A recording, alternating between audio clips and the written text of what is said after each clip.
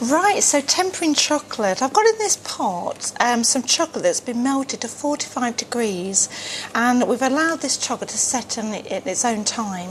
And what happens, all the different crystals in the cocoa butter set at their own time, and they create this very mottled appearance. There's many crystals within the cocoa butter, and all the ones that are set below 28 create this effect. There's only one stable crystal that sets at 34 that gives us this fantastic sheen on a chocolate bar finished product, gives us a snap and the contraction from a mould. So all the crystals below 28 are unstable. The only stable crystal to create these properties is at 34, so all chocolates work within that 29 to 32 zone. So I'm going to start off by looking at some chocolate, and I've got chocolate melted in the bain-marie at 45 degrees. So at present there's actually no crystals in here. So old-fashioned methods was actually pouring the chocolate on a slab, taking it down to 27 degrees with movement to create all these crystals, and then we re-warmed 2/3 of the chocolate with crystal, placed it into 1/3 with no crystal, and we used the heat of that to melt away all the crystals below 28. But we still have the crystal we've made that sets at 34 solid. So modern methods are actually different now, because we actually have, when you buy the Callebaut Callets, the chocolate is already in this stable crystal, which we call beta form, that sets at 34 degrees. So instead of creating the crystal, modern methods is by adding the crystal. So first of all, I'm going to turn down my bain-marie to 30 degrees, and I want the chocolate to start cooling down, because when I've got this in the stable form, I don't want it to go below 28, as though unstable crystals will form naturally again. So I'm going to add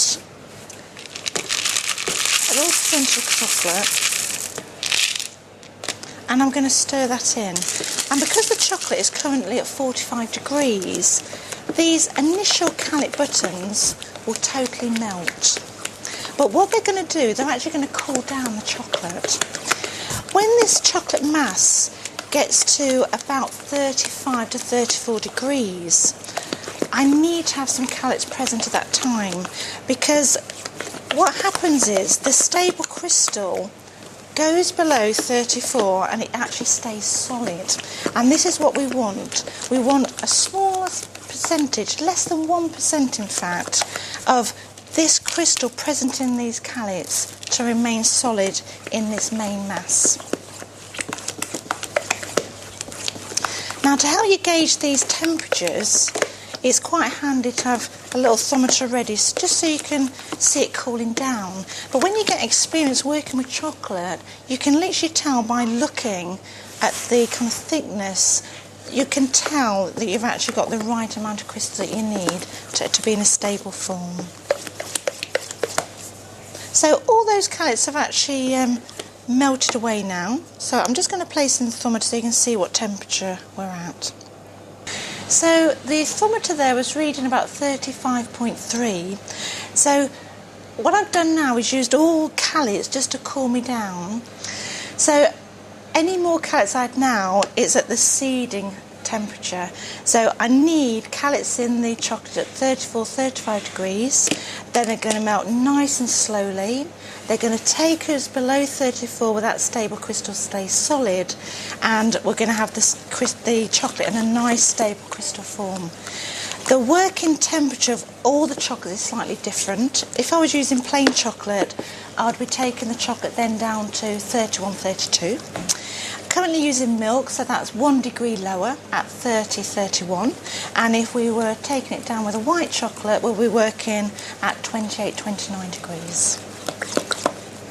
Right, so the chocolate's now at 30, 31 degrees. So I've just taken a small test on a palette knife. And what you're looking for when you do a test, it's always best to do a test, because there's no point in spreading chocolate on 4 transfers and then also you've got to start again because the chocolate isn't right. We can rectify it before. We're actually wanting the chocolate to set in about 1 to 2 minutes. If it sets very quickly, like 30 seconds, it's an idea just to warm the chocolate a little bit, because the chocolate will have too many crystals in. So just a little warm just to melt away. If your chocolate sets with a nice sheen like I've got here, but it has quite harsh lines on, it's an indication you're probably still a little bit too hot. So just leave the bain-marie out and just let the chocolate cool down 1 or 2 minutes, and you'll do another test and you'll find it's absolutely perfect. And that's a great test. It's set within 1 to 2 minutes, nice sheen, so we're ready to go. Right, I'm going to place our prepared chocolate onto this screen printed cocoa butter. So it's just a fine acetate sheet, and it's just different colours of cocoa butter screen printed into varying patterns. So I'm going to place it with the rough side uppermost, and then we're just going to ladle on 2 nice ladles of milk chocolate.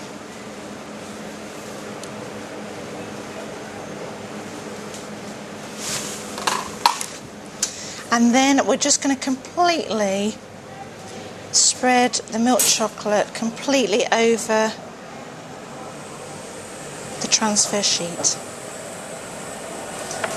I'm spreading right over just to make sure it's completely covered, because you know they're not cheap, so you just need to make sure you make full use of it. Just going to use the palette knife to find the outer edge, and I'm literally going to place that up. It over now to a nice clean tray. So it's important now, so the cocoa butter makes a nice connection, that I place that in a cool air of about 10 to 15 degrees to completely set. The prepared chocolate now has been in the cool area, 10 to 15 degrees, for about 2 hours. It's important to leave it as long as possible so that all the colour from the transfer sheet transfers onto the chocolate and we get a nice shiny surface. So you can easily just peel off the transfer now, and you can see the whole pattern is transferred to the chocolate and we get a beautiful shiny surface. So I'm going to break the chocolate into rough pieces to place in the cone, and it's always important to wear gloves. Cotton gloves are best, because any fingerprints now will actually mark on the chocolate. You probably won't be able to see it at first, but later in storage, as the chocolate's in storage, it will actually come through. And it's very easy then to just break nice abstract pieces to your desired shape. And we can place those elegantly then into the cone.